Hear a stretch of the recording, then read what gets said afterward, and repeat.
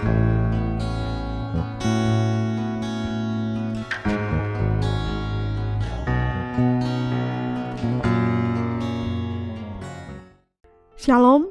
saudaraku yang diberkati Tuhan, kita berjumpa dalam gerakan membaca Alkitab.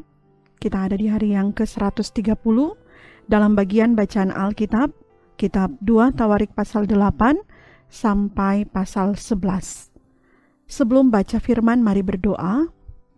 Bapa Sorgawi, Bapa yang Maha Baik, Bapa yang mengasihi dan memberkati hidup kami, terima kasih untuk hari baru yang kami nikmati.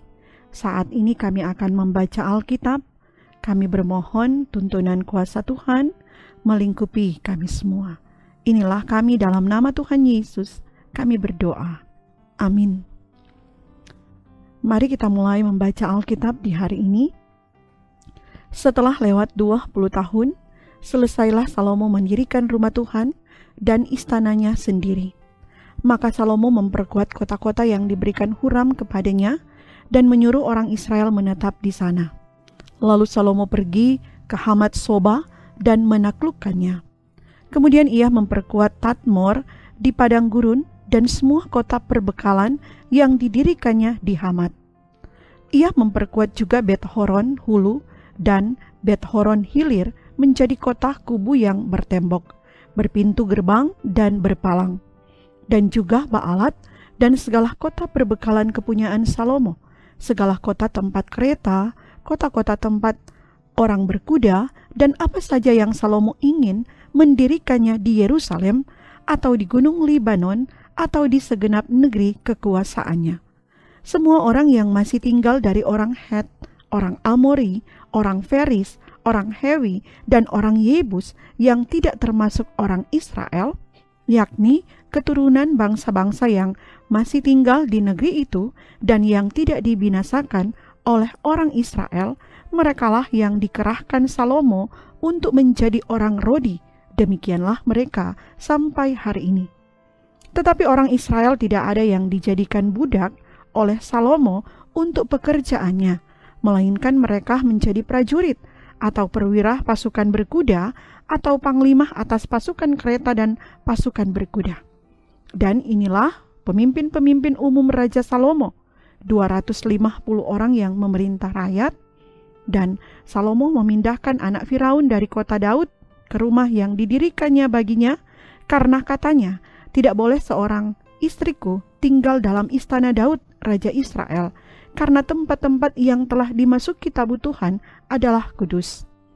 Lalu Salomo mempersembahkan korban-korban bakaran bagi Tuhan di atas mezbah Tuhan yang didirikannya di depan balai bait suci. Sesuai dengan apa yang menurut perintah Musa ditetapkan sebagai korban untuk setiap hari, yakni pada hari-hari Sabat, pada bulan-bulan baru, dan 3 kali setahun pada hari-hari raya, pada hari raya roti tidak beragi, pada hari raya 7 minggu, dan pada hari raya pondok daun.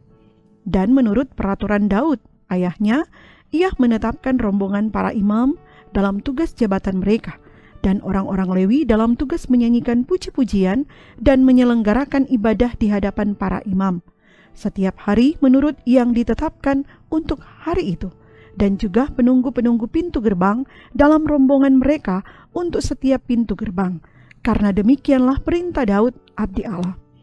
Mereka tidak menyimpang dari perintah raja mengenai para imam dan orang-orang Lewi dalam perkara apapun, juga mengenai perbendaharaan.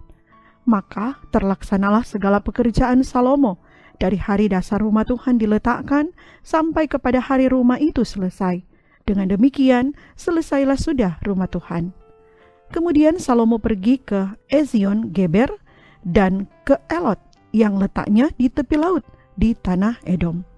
Dengan perantaraan anak buahnya, Huram mengirim kapal kepadanya dan anak buah yang tahu tentang laut. Bersama-sama anak buah Salomo, mereka sampai ke Ofir, dan dari sana mereka mengambil 450 talenta emas yang mereka bawa kepada Raja Salomo. Ketika Ratu Negeri Shebah mendengar kabar tentang Salomo, maka dengan pasukan pengiring yang sangat besar dan dengan unta-unta yang membawa rempah-rempah, banyak emas dan batu permata yang mahal-mahal, datanglah ia ke Yerusalem hendak menguji Salomo dengan teka-teki. Setelah ia sampai kepada Salomo, dipercakapkannyalah segala yang ada dalam hatinya dengan dia. Dan Salomo menjawab segala pertanyaan ratu itu.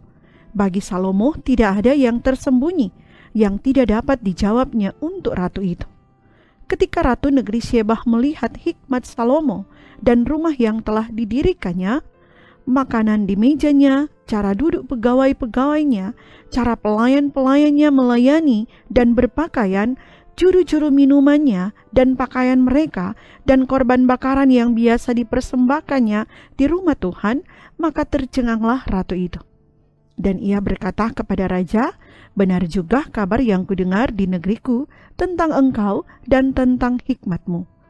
Tetapi aku tidak percaya perkataan-perkataan mereka, sampai aku datang dan melihatnya dengan mataku sendiri. Sungguh, setengah dari hikmatmu yang besar itu belum diberitahukan kepadaku. Engkau melebihi kabar yang kudengar. Berbahagialah orang-orangmu dan berbahagialah para pegawaimu ini, yang selalu melayani engkau dan menyaksikan hikmatmu. Terpujilah Tuhan Allahmu, yang telah berkenan kepadamu sedemikian, hingga ia mendudukkan engkau di atas tahtanya sebagai raja untuk Tuhan Allahmu. Karena Allahmu mengasihi orang Israel, maka ia menetapkan mereka untuk selama-lamanya dan menjadikan engkau raja atas mereka untuk melakukan keadilan dan kebenaran." Lalu diberikan kepada raja 120 talenta emas dan sangat banyak rempah-rempah dan batu permata yang mahal-mahal. Tidak pernah lagi ada rempah-rempah seperti yang diberikan ratu negeri Syeba kepada Raja Salomo itu. Lagi pula, hamba-hamba Huram dan hamba-hamba Salomo yang membawa emas dari Ofir, membawa juga kayu cendana dan batu permata yang mahal-mahal. Raja mengerjakan kayu cendana itu menjadi tangga-tangga untuk rumah Tuhan dan istana raja, dan juga menjadi kecapi dan gambus untuk para penyanyi. Hal seperti itu tidak pernah kelihatan sebelumnya di tanah Yehuda. Raja Salomo memberikan kepada ratu negeri Syeba segala yang dikehendakinya dan yang dimintanya, melebihi yang dibawa ratu itu untuk raja. Lalu ratu itu berangkat pulang ke negerinya bersama-sama dengan pegawai-pegawainya. Adapun berat emas yang dibawa kepada Salomo dalam 1 tahun ialah seberat 666 talenta. Belum terhitung yang dibawa oleh saudagar dan pedagang-pedagang. Juga semua raja Arab dan bupati-bupati di negeri itu membawa emas dan perak kepada Salomo. Raja Salomo membuat 200 perisai besar dari emas tempaan, 600 shikal emas tempaan dipakainya untuk setiap perisai besar.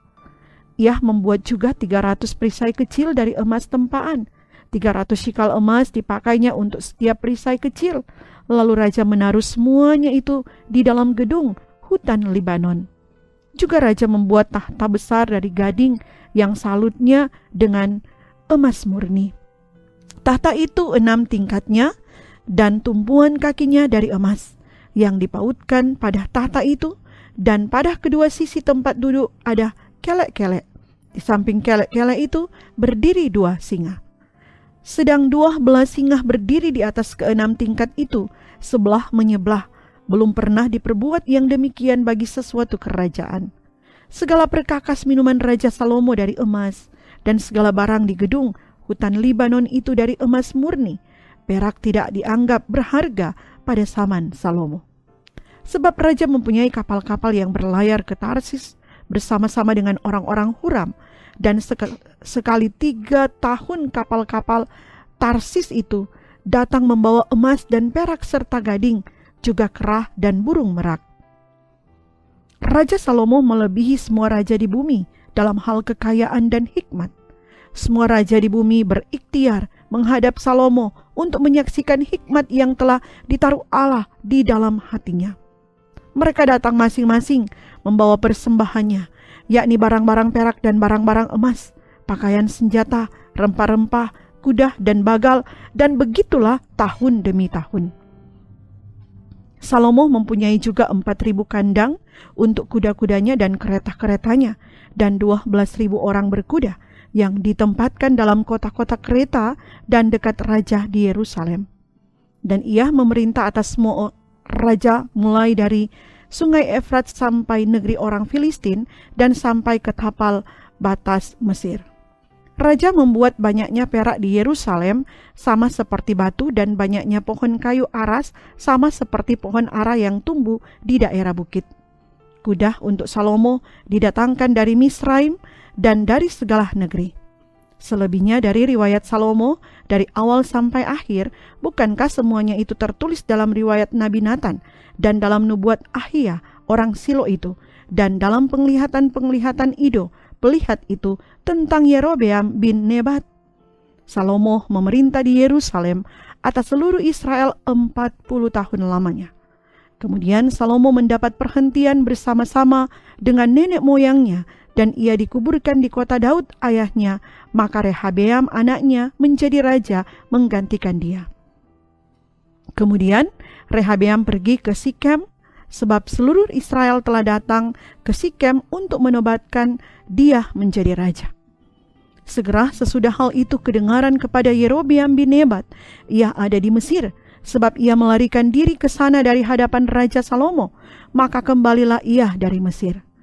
Orang menyuruh memanggil dia, lalu datanglah Yerobeam dengan seluruh orang Israel dan berkata kepada Rehabeam, "Ayahmu telah memberatkan tanggungan kami, maka sekarang ringankanlah pekerjaan yang sukar yang dibebankan ayahmu dan tanggungan yang berat yang dipikulkannya kepada kami, supaya kami menjadi hamba-mu."